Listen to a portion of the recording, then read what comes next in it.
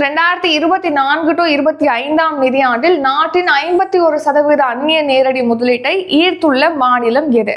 Option B Maharashtra மற்றும் கர்நாடகா. கடந்த நிதியாண்டான 2024 to 25 பாத்தீங்கன்னா இந்தியா வந்து 8104 கோடி டாலர் வந்து அந்நிய நேரடி முதலீடை ஈர்த்திருக்கு அப்படி சொல்லி ஈர்த்திருக்குன்னு சொல்லிட்டு நம்ம பார்த்திருப்போம்.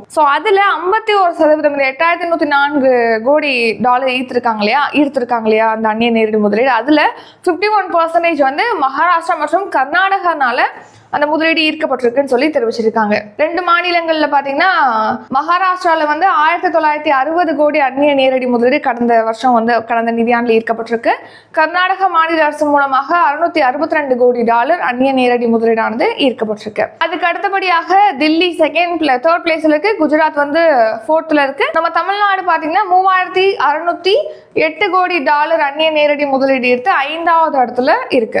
நெக்ஸ்ட் மொத்த அந்நிய நேரடி முதலீடு அப்படிங்கிறது கடந்த நிதியாண்டுல நம்ம நாடு முழுக்க மொத்தமா அந்நிய நேரடி முதலீடு எவ்வளவு ஈர்க்கப்பட்டிருக்குன்னா 8104 கோடி டாலர். அதாவது இதுக்கு முன்னாடி நமக்கு முதலீடு வந்ததுல விட 14% கடந்த நிதியாண்டுல இன்க்ரீஸ் ஆயிருக்கு அந்நிய நேரடி முதலீடு.